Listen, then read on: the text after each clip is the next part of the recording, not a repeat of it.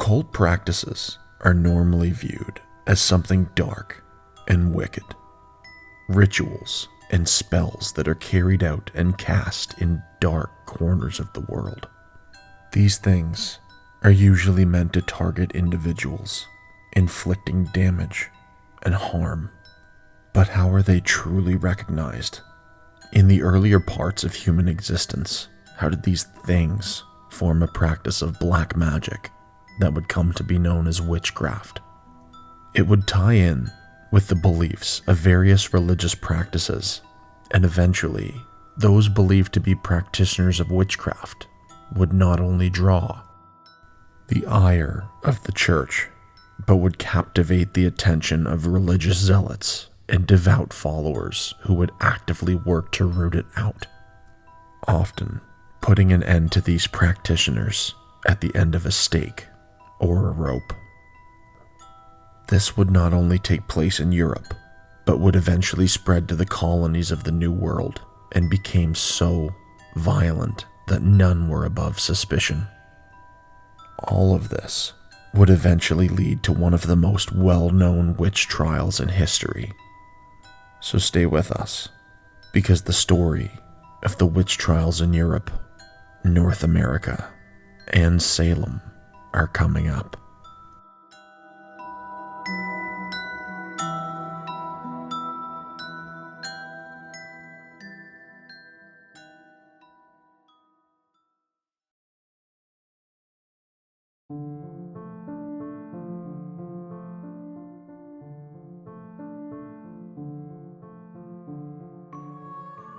Hello everyone, and thanks for tuning back into a new chapter of the Insidious Agenda podcast. As always, I'm your host Nick. On this week's episode, we're going to explore the history of the early modern witch trials in Europe, their spread to North America, and their eventual popularity through the witch trials in Salem. Because this topic is so broad, we've split it into two parts. This part will cover Europe and the spread of the witch trials into North America, where the second will deal just exclusively with Salem. Ensure you're subscribed to this podcast so you don't miss out on any of our weekly episodes. Now it's time to turn out your lights, close your eyes, let things go quiet, and just listen for a moment. Maybe you're alone. Maybe you're not. Now, follow along to the sound of my voice, and let's get into our story.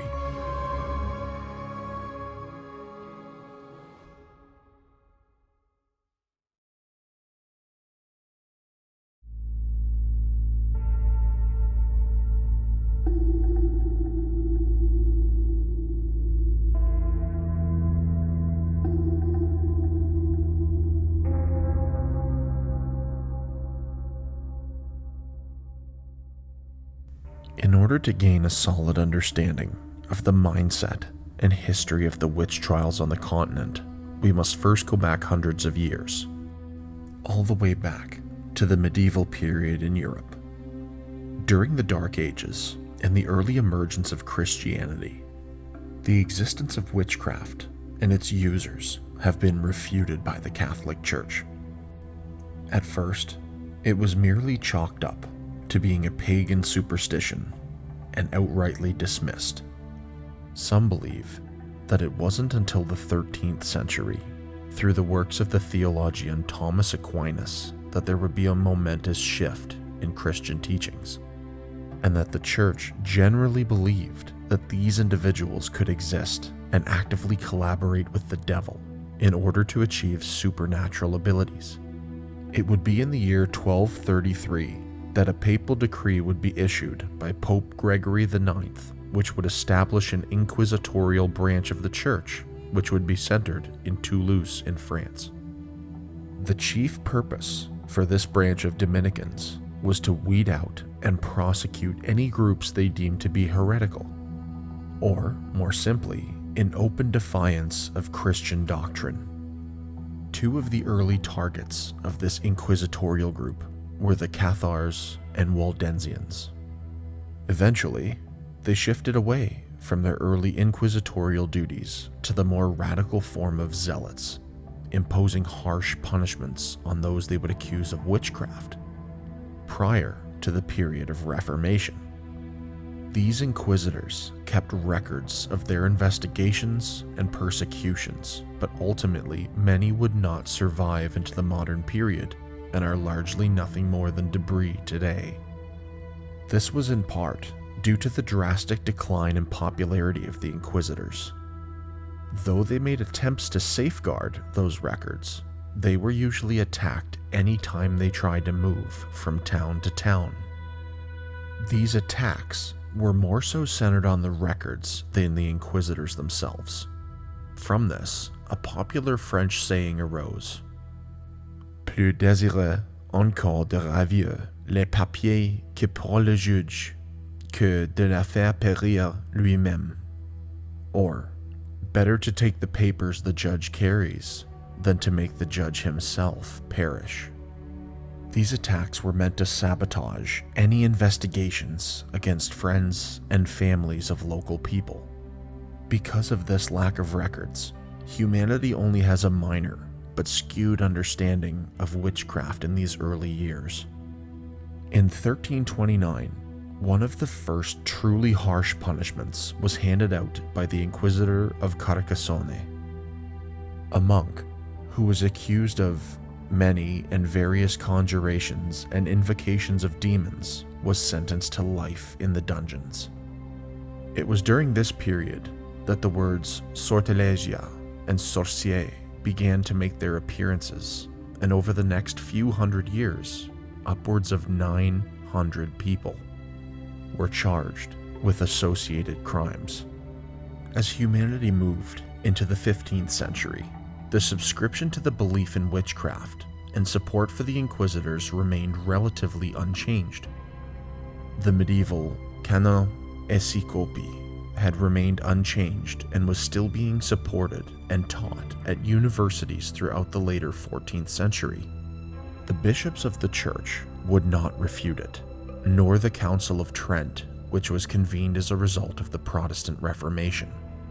In 1428, the Inquisitions would increase in severity and length during a period known as the Valais witch trials. On the 7th of August that year, the first official document would be published, which outlined the proper procedures for a witch trial. The required accusations grew to such ridiculous heights that even slandering 3 or 4 neighbors was enough to be brought up on charges or imprisoned. These charges would spare none, not differentiating between commoners or nobility. If one was so unfortunate to have been accused of slandering 5, 6, 7, or even more people, that was grounds enough for torture, or even to be put to death. Though these were outline numbers, records did exist of people being put to death on the grounds of the practice of sorcery after having only been accused by 3 people. The victims, who usually suffered death or the worst punishments, were those accused of murder, heresy, sorcery, or even being in an open pact with the devil. Accusations would be made that included the devil appearing as a black animal and asking Christian followers to avoid Mass and confession. There was no limit to the torture to obtain a confession, and some of those who were tortured succumbed to death before any confession was even uttered. Some were innocent, but others did confess to horrific crimes. Those people who caused lameness, blindness, madness, miscarriage, impotence, infertility, and even some who have claimed to kill and eat their own children. Around this time was the first that we had seen the appearance of flying witches. Claims were made that those people would apply some form of salve to their chairs and ride around wherever they saw fit to. These witches were also accused of congregating in people's cellars at night, where they would drink their wine, listen to anti-Christian sermons from the devil, and hold mock confessions of any good deeds. There were also reports of witches who were able to turn into werewolves in order to kill livestock. The Valais witch trials would continue on into the 1430s, with victims numbering in the hundreds. The witch hunters believed that some major coven of witches existed that numbered 700 or more. They would claim, as they believed, it to be at least a minor victory, as they were able to burn at least 200 of those witches in the 2 years of trials. The majority of persons accused during this period were women. However, the victims by the end numbered 2/3 male to 1/3 female. Though the trials had begun to subside in France, they would continue for decades into the later 15th century and early 16th in some countries. In 1486, the most important book for the Reformation of thought was published by a German clergyman and inquisitor named Heinrich Kramer, named the Malleus Maleficarum. This was a book that was a strong opposition to the Canon Episcopi and would eventually be banned by the church in 1490. Over the next 15 years, it was given a total of 15 print runs. It could have possibly been a contributing factor for the Protestant Reformation itself. The peak of the European witch trials is considered to be the period between 1560 and 1630, owing to the largest number of fatalities having occurred during this period. There was a large difference in the trials for both the Catholic and Protestant religions. The Protestants, for example, in places like Scotland, chose to focus more on the crime of public heresy, but the Catholics in Spain and Portugal focused more on the crime of witchcraft, so there were, by virtue of that, many more trials in those places. People who lived in autonomous territories, like Germany, had the most to be afraid of. Contemporary writer Hermann Lohr would describe people in the following way. The Roman Catholic subjects, farmers, wine growers, and artisans in the episcopal lands are the most terrified people on earth. Since the false witch trials affect the German episcopal lands incomparably more than France, Spain, Italy, or Protestants. None were free of the persecution. People of all ages, sexes, and classes were subject to the trials, which would eventually result in hundreds of executions. Towns like Trier, Fulda, Eichstätt, Würzburg, and Bamberg would all play host to similar proceedings. Germany and France were not the only places to execute supposed witches. During the North Berwick trials, held in 1590 in Scotland, King James VI would become heavily involved. He became incredibly suspicious of those who were brought up on charges of witchcraft, even the nobility, so much so that nobles were forced to leave the country for fear that their lives were in danger, and they would subsequently be labeled as traitors. James VI would commission witch hunters to purge all witches from his country. Some of the more famous trials were known as the Pendle witch trials. These were held in 1612 and resulted in the deaths by hanging of 10 of the 11 who were tried. And because these were so important, we're going to cover the Pendle witch trials separately in a future episode of the podcast. Beginning in the 1650s, the European witch trials would begin to decline. Following initial skepticism from Roman authorities in 1635, it was discovered that hardly one witch trial could have been found to be conducted on a legal basis. Because of this, many of the legal proceedings began to be viewed with a lot more caution, as proving the crime of witchcraft was an arduous, if not impossible, task. Sporadic trials would be held in outlying places in Europe, like Sweden in 1674, Salzburg, and Austria. Unlike the trials and executions that would happen in the New World, the witch trials in Europe had more archaic methods of recognizing witchcraft and carrying out torture and punishment. To accuse someone of witchcraft, the accused did not have to be at the scene and could be accused by general word of mouth. This would lead to things like alibis not being granted, as some of the occult practices could have been done previously.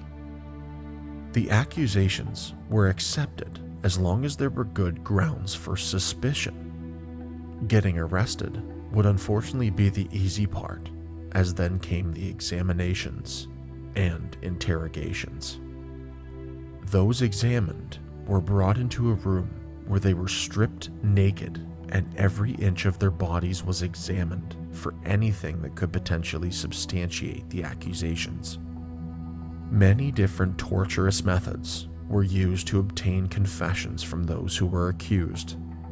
Not only were the confessions sought, but the names of any other witches or persons involved in witchcraft or occult practices were also taken. The use of torture was supported, in part, by the papacy, as in 1468, Pope Paul III declared the crime of witchcraft to be a crimen exceptum, or exceptional crime. This would remove any restraints on the applications and uses of torture where there was a lack of evidence presented. Some methods were for the restriction of sleep for periods of long as 40 hours, or in some countries, indefinite periods. Sexual humiliation was also used, like sitting on hot metal stools under the guise of accused women not performing sexual acts with the devil. Those who would normally survive long enough and not give a confession were normally released. Torture contributed to the recognition of the trials and created a public panic. Those who were tried and found guilty would face such things as imprisonment, flogging, fines, or even exile. There were many instances of non-capital punishment being rendered, especially for first-time offenders. Some cases were even given penance, such as an extra prayer to absolve those of their sins and transgressions. Sometimes, those people were made to wear white sheets and carry wands, professing to live a different life. Outlined in the book of Exodus was the phrase, "Thou shalt not permit a sorceress to live." This would be picked up by the religious community known as the Puritans, and became one of the basis for their punishments rendered on conviction. Even as the witch trials in Europe had begun to die out, they had already taken root in the colonies of the New World, beginning in the middle part of the 17th century. Before we look at this, we need to examine the landscape, both politically and religiously, that led to such things as the witch trials becoming prominent. New England had been settled by people that could be labeled as religious dissenters. Their main purpose was to create a society in which the values were based on the teachings of the Bible, or at least the way they saw and interpreted those passages and teachings. The Royal Charter of Massachusetts from 1629 was thrown out in 1684. Only 5 years later, after a religious upheaval in England known as the Glorious Revolution, the Catholic monarch James II was replaced with the Protestant co-rulers named William and Mary. The region of New England and the upper parts of the colonies like Maine would go through many periods of warfare. King Philip's War and a colonist attack on the French settlement in Quebec would be just a few of those struggles. They would also suffer repeated attacks from indigenous peoples, leading to some of these settlers abandoning their properties and pouring into what would be today known as northern Massachusetts. A new charter for the colony was finally granted approval in October of 1691 after 4 years of hard work from a Puritan clergyman named Increase Mather and another man named William Phipps. In 1684, Mather would publish a book about witchcraft. Later, his son Cotton expanded on that book, publishing one of his own only 5 years later. The name of Cotton's book was Providences Relating to Witchcrafts and Processions. In Cotton's work, he examined the study of the children of a Boston man named John Goodwin. Goodwin's eldest child was believed to have been tempted by the devil, leading to him stealing linen from a woman named Goody Glover. Glover would later carry the legacy of having been the last person to have been hanged at the Boston witch trials. She was described as a disagreeable old woman due to her Irish Catholic heritage. She was labeled a witch by her own husband and was accused of casting spells on the Goodwin children. After the spell casting, 4 of John Goodwin's 6 children would be described as having strange fits and episodes. Some had come to call this the disease of astonishment. These diseases would synonymously become associated with witchcraft. The fits would bring with them neck and back pains, tongues would come forward from teeth, and the children would make loud, random outbursts. They began attempts to harm others, as well as themselves. This contributed to the coming craze of witchcraft in 1692. Increase Mather would be the man to have claimed to have handpicked those who would serve in the new government. This new charter approval would find its way down to Boston in February of 1692. William Phipps arrived in Boston that May and would be sworn in as governor. One of his first acts was to nominate justices of the peace and sheriffs who would create the special court of oyer and terminer. This tribunal was charged with dealing with the large numbers of people currently being held in prison. Under the old charter, the trials in New England would begin with the Connecticut witch trials, taking place from 1647 until 1663. This was approximately 30 years before the infamous witch trials in Salem. Unfortunately, not a great deal of documentation has survived from this period, which can create a major red flag itself. A historian named Benjamin Trumbull would state the following about these trials in 1818. It may, possibly, be thought a great neglect or matter of partiality that no account is given of witchcraft in Connecticut. The only reason, that is, after the most careful researchers, no indictment of any person for that crime, nor any process relative to that affair, can be found. Some of the major justices for the trials were religious men.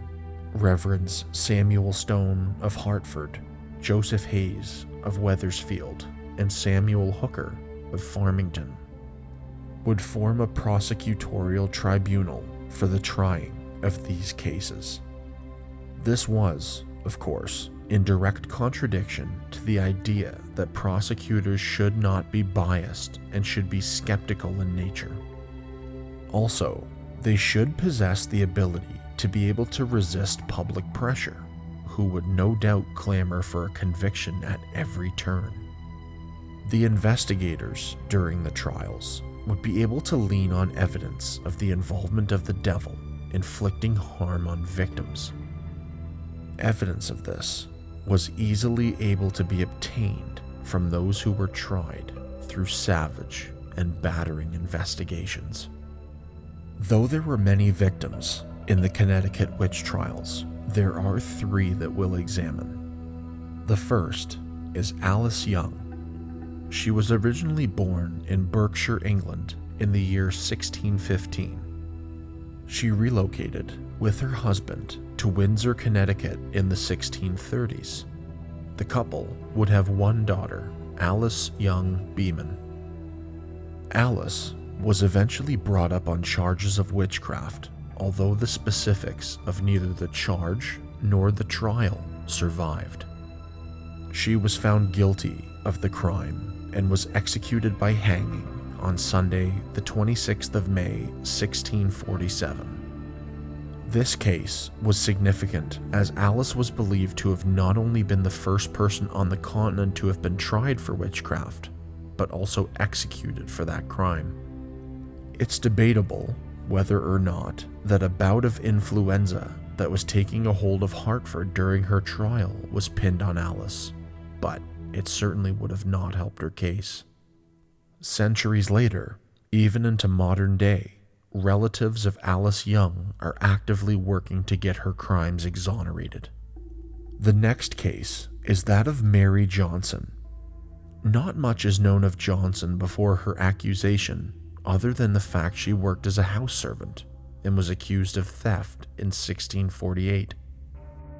What's significant about Mary Johnson is that she was the first to give a confession to the crime of familiarity with the devil.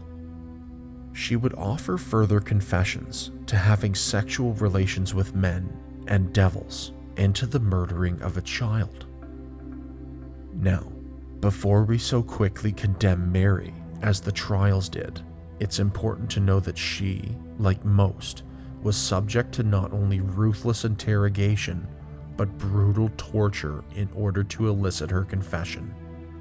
Is it possible that she was guilty of her crimes?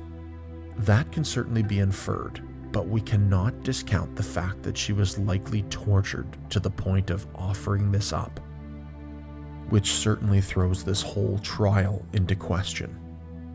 Mary Johnson was convicted of her accused crimes, to which she had confessed, but her execution was delayed. Mary Johnson was pregnant, but unfortunately this wouldn't be enough to stay her execution forever. After giving birth, Mary Johnson was executed on the 6th of June, 1650. The third and final subject we'll examine in the Connecticut witch trials is that of Catherine Harrison. Catherine was a maid in the service of a man named Captain John Kulick. Unfortunately, she was widowed by her husband, who was the town crier of Wethersfield. Catherine, like Alice Young, was born in England and would move to America in 1651. Following the death of her husband, she would inherit his estate, which, at the time, was worth £1,000. In 2022, this would be worth approximately $215,000 US. She would endure many more hardships, such as the death of livestock and destruction of crops.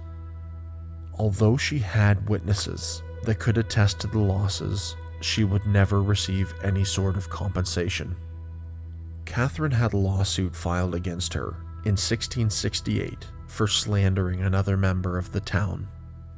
It was sometime between 1668 and 69 that she would be brought up on the charge of witchcraft.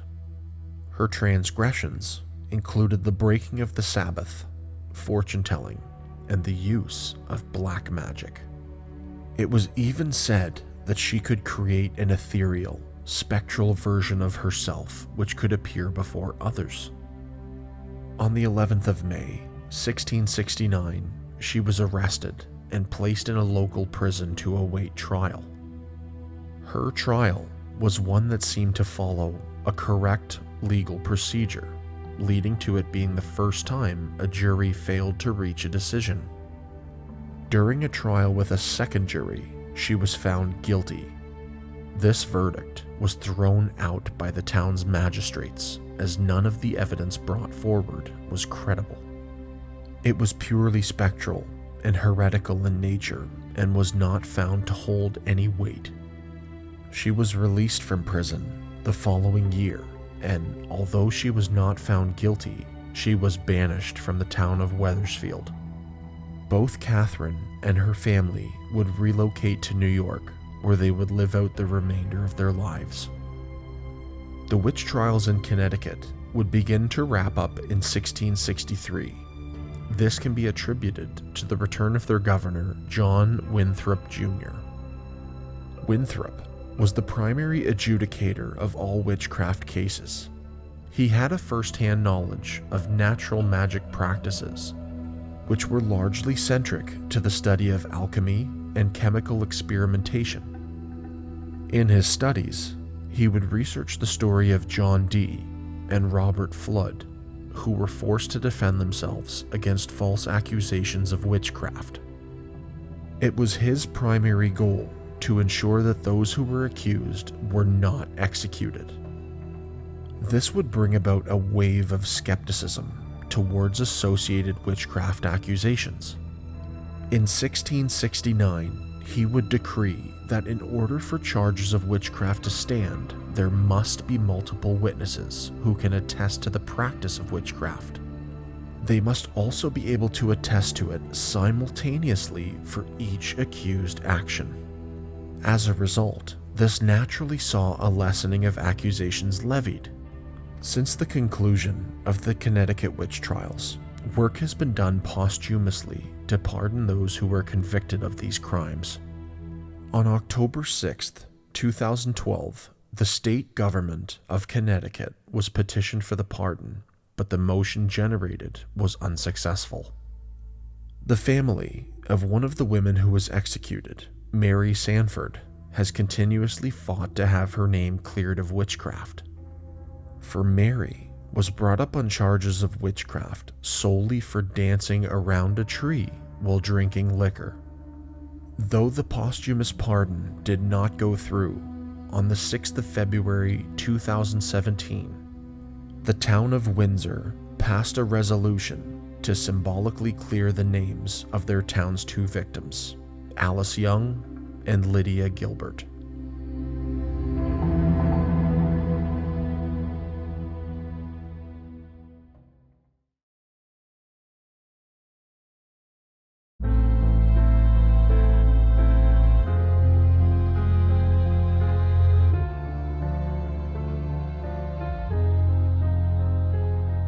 This concludes part 1 of our double episode.